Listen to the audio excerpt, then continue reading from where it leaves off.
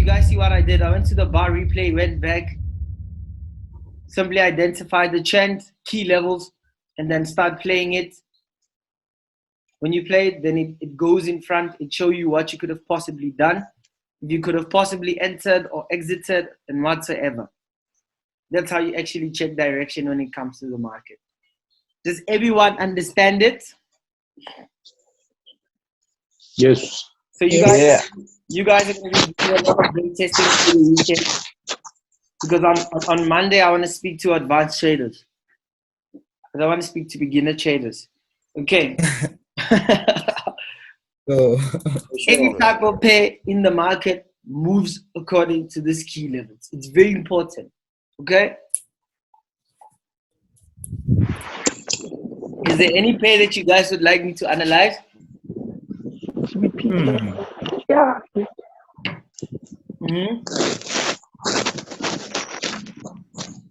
Is there any pair you guys would like me to analyze? USD JPY. USD JPY. USD JPY.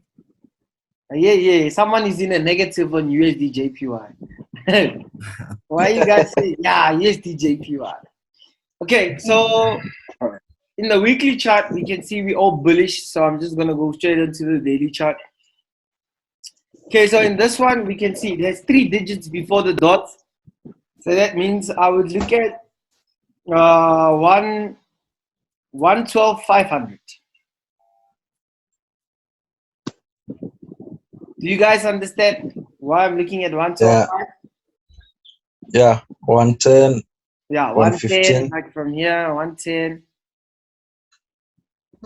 110 is all the way down. So anyway, it's very far from where we want to focus on.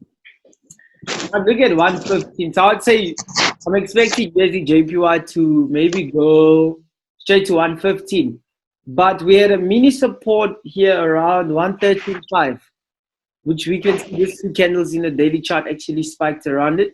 So I wouldn't be surprised if price come back to retest this before it starts shooting to the upside. It takes me less than 5 minutes or so to actually analyze a currency pair. We're still moving in an uptrend, so there's a lot of bullish momentum, which we can see. If I wanted to pull it from all the way from the bottom, I would have pulled it, but I'll just put it over here. So those who found the trade around this area here, let's chart it through. Now, obviously, price is giving us higher highs to show bullish momentum. And now we go into the smaller time frame and see what did price do when it got to that point.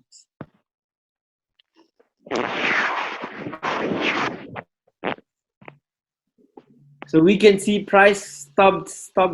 It wicked around this box here. The first bullish candle to show bullish momentum is this one here. Simply bought it, whoever bought it. I didn't buy it because I don't trade it. My stop loss is below the previous low. Take profit at the next key level, which is okay. Back. Okay. Yeah.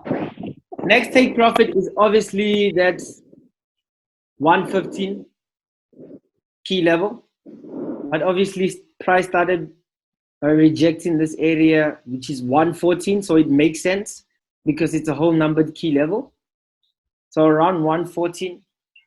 Those of you guys who have profits, close up profits, and then put your stop loss at break even, leave the rest of the trade to run. So I'm expecting USD JPY to go straight to 115. Without me having to look all the way back to what price did before. See how I find it easy. Yeah. Very easy, right? Yeah. There's no magical thing that I use or something like that. We can all see that downtrend. We had bullish momentum from 110. This is 110. We had bullish momentum from 110. We know we'd obviously approach 112,500. But this other key levels, there's something that I didn't state to you guys. I don't know, did I state it? Guys, this other key levels like 111, 109, 114, it doesn't mean that they're not strong, guys, because usually the market retests these levels. Do you guys understand me? Yeah. Okay, let's say you found a trend that looks like this. Now it looks complicated. You don't know where the market is going. You don't know what's happening. So you start by identifying 110. Obviously, that's where the market is coming from. And we could possibly go to 12,500. 111. Now, it doesn't mean that, let's say, for example, you see this trend broken. If you want to pull the trend line to be longer, it doesn't mean that that 111 around here is not important. It is, like I said, if price breaks through a key level, if it comes back to retest it, it doesn't bite no one for you. It doesn't bite anyone. You can take the trade if you want. Do you guys understand? So in this case, look how we came to 111. And then we got, what did we get when we got to 111? We got a bullish engulfing. Those two candles All here. the way up.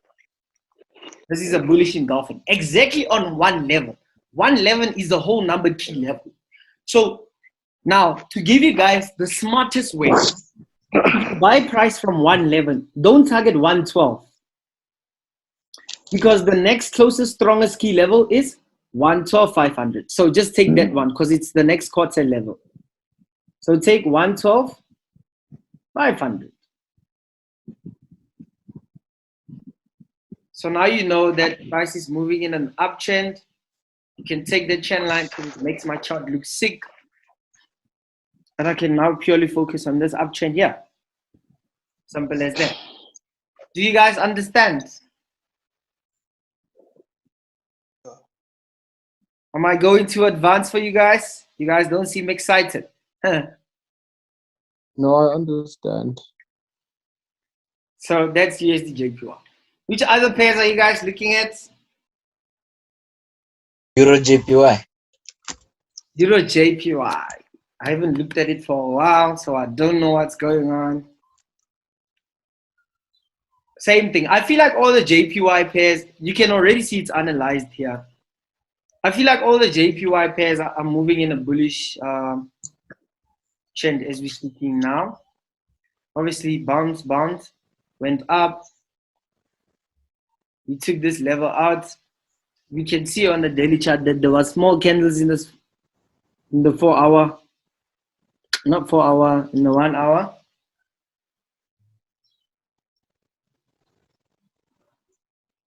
It was even a consolidation box.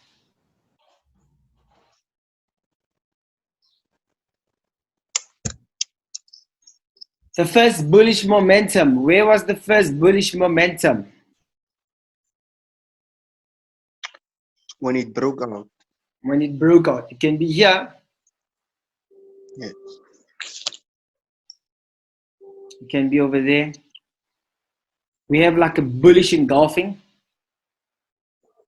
I'm entering. I don't wait. I enter, boss. Stop loss. Slightly below. Take profit. Next key level. So if I'm buying USD JPY from that 130 level, where's my next target going to be? 132,500. Thank you. 132,500. That's my next key level. Because that's the next quarter level that I'm looking at. Hey, you guys.